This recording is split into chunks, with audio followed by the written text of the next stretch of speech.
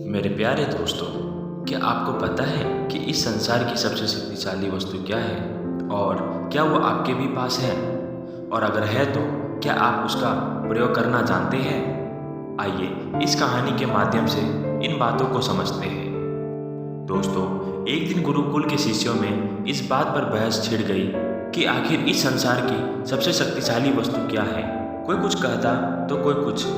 जब पारस्परिक विवाद का कोई निर्णय ना निकला तो फिर सभी शिष्य गुरुजी के पास पहुंचे। सबसे पहले गुरुजी ने उन सभी शिष्यों की बातों को सुना और कुछ सोचने के बाद बोले, तुम सबकी बुद्धि खराब हो गई है। क्या ये अनाप शनाप निर्थक प्रश्न कर रहे हो? इतना कहकर वे वहाँ से चले गए। हमेशा शांत स्वभाव रहने वाले गुरुजी ने किसी से इस प्रतिक्रिया की उम्मीद न की थी। सभी शिष्य क्रोधित हो उठे और आपस में गुरुजी के इस व्यवहार की आलोचना करने लगे।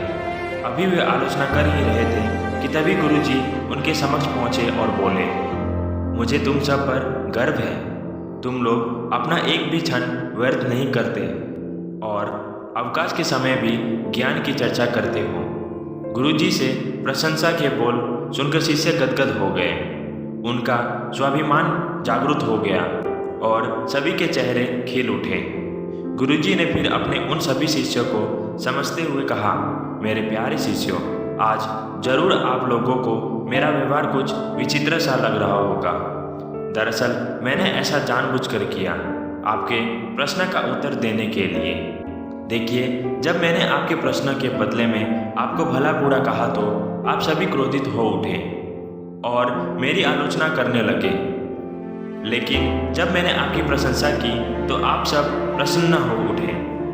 पुत्रों, संसार में वाणी से बढ़कर दूसरी कोई शक्तिशाली वस्तु नहीं है। वाणी से ही मित्र को शत्रु और शत्रु को भी मित्र बनाया जा सकता है। ऐसी शक्तिशाली वस्तु का प्रयोग प्रत्येक व्यक्ति को सोच समझकर करना चाहिए। वाणी का मधुर लोगों को अपनी ओर आकर्षित कर लेता है। गुरुजी की बातें सुनकर शिष्य संतुष्ट होकर लौट आए और उस दिन से मीठी वाणी बोलने का अभ्यास करने लगे। आप जीवन में देखते हैं दोस्तों, हमारी बोली या हमारी वाणी बेहद शक्तिशाली होती है। जरूरत है इसका सही प्रयोग करने की। यदि हम अपनी बोली अच्छी रखते हैं और अपनी बात बिना औरों को ठेस पहुंचाए हुए करते हैं तो ये हमारे व्यक्तित्व को संवारता है और हमें लोगों के बीच लोकप्रिय बनाता है। वहीं अगर हम नॉर्मल बातें भी डिसरेस्पेक्ट या क्रोध के साथ कहते हैं तो ना हम ठीक से अपना मैसेज कन्वे कर पाते हैं और ना ही दूसरों के हृदय में अपने लिए कोई जगह बना पाते हैं। अतः हमें हमेशा सही शब्दों और सही लहजे का चुनाव करना चाहिए। अपने सुझाव और सवाल मुझे कमेंट्स करके बताइए, जिससे कि इस चैनल को आपके लिए और बेहतर कर सकूं। नई नई प्रेरक बातें आपसे साझा करने की प्रेरणा मुझे आपसे ही मिलती है।